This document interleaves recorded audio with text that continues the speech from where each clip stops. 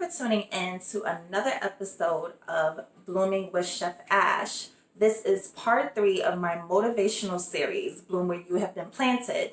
So in this video, I'm going to share with you 5 tips that I have to help you to stay stress-free. So, you know, these are very trying times for us all. We are all home. It's a very stressful time. People are worried about finances, their loved ones, staying safe. There's a lot to be concerned about right now. However, I'm going to give you these tips to help you to remain calm, to, keep your mind focused on other things, to help yourself to grow personally, to help your spirituality, and to just keep you motivated and focused. I wrote some tips down. So I'm going to go ahead and get my book and we are going to get started. So I'm going to try to keep this, short and to the point. I don't want to bore you or drag this on, but I do want you to know that these 5 tips are very imperative to me. They help me personally. So I pray that this will help or touch someone out there that is watching this today. Don't forget to share. If you like this video, go ahead and share this with your friends.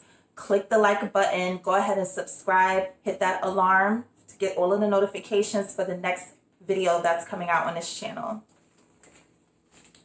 So my first tip is daily meditation. Daily meditation is super imperative. It's super helpful. Get started is the first thing that I try to do each morning. Even if you start off with 5 to 10 minutes, because, it's very hard in the beginning. Like for me, it was very hard to keep my mind focused on a meditation and not have my mind just go off into other worries and daily activities that I had to do and other things. So I started off very short, like a 5-minute morning meditation. I'm going to go ahead and leave a link in my description below if you need a couple of examples of some meditations to start off with.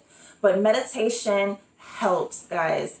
Definitely go ahead and start this in the morning. So it could be the first thing that your mind gets started off with the day, and it will help you to get, just get in peace and zen with yourself and set the tone and the mood for the day going forward. And then you can also go ahead, if you really start to enjoy it, to go ahead and do it at night as well before bed. It's something that's definitely going to help you. So I started doing it, like I said, for about 5 to 10 minutes each day. And then the more I started to do it, the longer I would go ahead and do it for. And also when I do my meditation, I like to light my sage, my candles, kind of just really clear my mind, get my energy, in a high and good vibration and keep it very positive. So that would be my first tip to you all. Daily meditation, gotta try it. Tip number 2, feed your brain. Your mind, your brain is going to be focused on so many different things, as we all, because we're human and this is just what we do. But if you keep your mind focused on something like learning something new, definitely reading books. That's a great way to feed your mind with knowledge, different, materials, something that is new to you that you can familiarize yourself with. Take an online class. Right now, with everything going on, there's a lot of free online classes happening right now. So definitely sign up for a class. Listen to a new podcast. That's just something, I started doing, and it actually really works wonders because, you get to just hear different perspectives of different types of people and hear different conversations, different discussions. And it just really, really helps to keep your mind off of the right here and now that's going on in the world. So that's tip number 2. Tip number 3, self-care. Self-care. I actually should have made this tip number 1 because self-care is extremely important. So self-care is all about taking care of yourself, giving love to yourself, making yourself feel good, doing something for yourself, taking that moment out of your day to give yourself some me time, especially if you're a parent, because if you're dealing with your children all day, it's imperative to have that, hour, 2 hours, or even if it's at the end of the day when you put your kids to bed, do something for you. Take a nice hot bubble bath, light some candles, put some good music on, have a nice glass of wine or tea, if you don't drink. Do your nails, mani-pedi. There's a lot of women, complaining right now that they can't get their nails, their feet done. Go to the dollar store, the Family Dollar, your Family Tree. Go get a little mani-pedi kit for a few dollars and treat yourself. Take care of your own nails and feet right now. Soak your feet in some Epsom salt, soak your body. What are some other things that I do?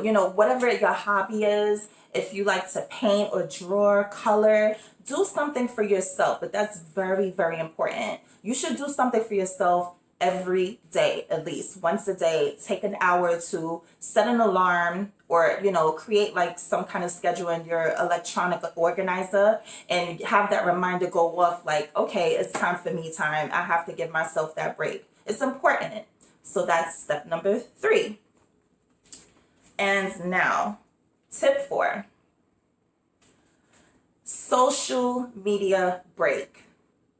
This is very, very important because social media, even though we all are on social media, especially if you have a business and you're promoting your brands, you're networking, or you're just trying to catch up with loved ones and family, or just see what's going on in the world. Everybody's on social media, but it's also important to take breaks from social media because especially right now, I can't stress enough how much negativity, how much sad news is on social media. And those things, even if you're just skimming through visually, it's impacting your brain in a negative way. And it just doesn't help to see that on a constant basis. So it's important to take little breaks. I understand people can't, be on social media all day. Some people can, but some people can't because of work or, whatever kind of things that you have going on. But take, a few hours, start off with an hour, maybe a day or a few hours. They even have a setting, I believe, on Instagram. You can set it. If you've been on Instagram for a certain amount of time, it can go off and remind you like, hey, okay, you've been online now for 4 hours throughout the day. And then you can know, okay, let me take a break and just get up off of here for a while. It's important to take social media breaks. Trust me, you'll thank me on that one. So now that was tip number 4. We're going to go ahead to the last tip. Declutter your home.